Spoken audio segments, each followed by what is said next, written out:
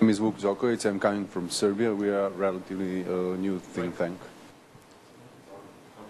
Yeah, hold it closer. Yeah, that's it. Okay, my name is Vuk Djokovic. I'm coming from Serbia, Center for the Advanced Economic Studies. We are a relatively new think tank, and I would like to hear your views about relations we should have with the media, and most of all about adverse effect it might have.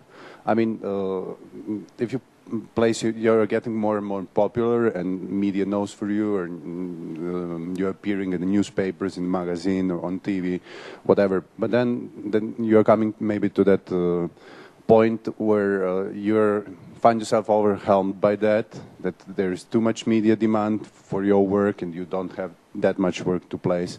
So, what are the negative effects of too much media exposure? Especially you mentioned to the blogs, don't make blogs if you don't have targeted audience. It might be negative for you. So my interest is just your views on this issue. What is the right measure of media presence? It's about getting the balance right. It comes back to what Jeff said right at the start. There's no point in promoting yourself if you don't have a solid body of work to promote. There are think tanks in DC that basically spend their whole time as pundits on CNN or Fox News or whatever else. To me, that's not our job. Our job is to do the real research, find better policy alternatives, and then to use all those vehicles, media, editorials, events, video conferencing, whatever it is, to sell. They're just simply marketing tools to bring you back to the solid body of work that we were talking about. If you don't have that body of work, people will eventually see it, and you just simply become an organization for punditry. Donors will see through that, and you will only get money from other sources, and, you know, I think money will gradually dry up. People will know you for what you are, so the important thing is to get it right. You should only really be out raising your profile in the media if you're doing it for a reason. But I mean, you know, again, donors like people with high name recognition. You know, people come to us because Carnegie's pretty well known as a name, but it is better known long term, or medium term even, as a good name because of the research it's done, rather than because it's lasted. The reason we're around for 98 years is we keep reinventing and doing good work. People will fund that much more than they'll fund in 10 years' time somebody who's had a good media reputation. I have several questions. Maybe we can gather them. Krista? Thanks. I'm Krista Baumane from Providus, a think tank in Latvia. And I wonder if you have any advice on how to deal with a hostile audience. When you are, for example, when you are advocating policy work on issues that your target audience is not going to like. For example, on issues such as anti-corruption or curbing political party campaign spending and such things. Iraq Iraq. Wasn't very popular going against the United States and troops and everybody else over Iraq. Again, it comes down to, I think, what I said about our events. We try to, when we were doing, Tom recently brought out a paper, Tom Carruthers, who works with OSI, just challenging this notion that had come across, I think it was the McCain campaign, but a lot of the campaigns had out there this idea of a league of democracies. So Tom simply wrote a report or a policy brief questioning it. Is it a good idea? He didn't say yes or no. Eventually he came down on one side. When we hosted the event to publicize that, we brought in two pro-League of Democracies people to debate Tom.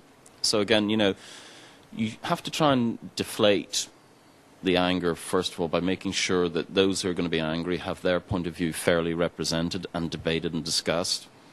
And then you can show why your way is better. And then at least they feel they've had their say.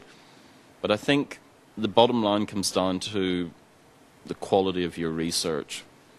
If you've come to a certain conclusion that's unpopular, you will have very good reasons for having reached that conclusion. You need to show what those are. Then you have to show why the people shouldn't be angry. Try and take away from the anger and show why this will actually, and there might be short-term gain, but when you implement it, it will be a better policy. And show the negatives of the current policy. If you're challenging a current policy, show the negatives long-term of that. So if you set all of those out, I think you'll find you can deflate it. And don't invite the wrong audience.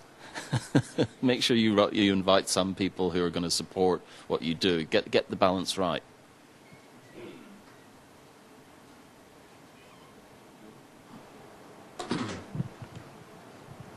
Okay, my name is Veli Kreci, Analytica think tank from Macedonia. My comment actually is not going to be a question. Trying to figure out the presentation that you gave actually works perfectly fine within the conditions within the U.S. Okay.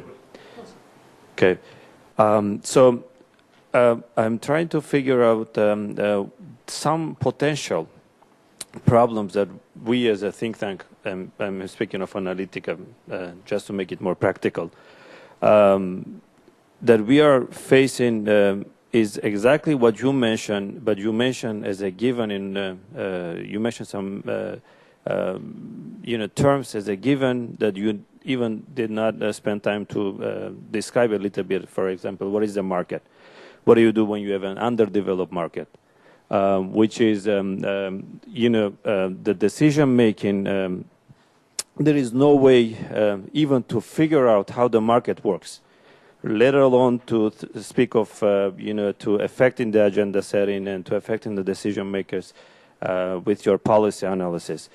We at Analytica, we see Analytica as a think tank, which I'm borrowing a term from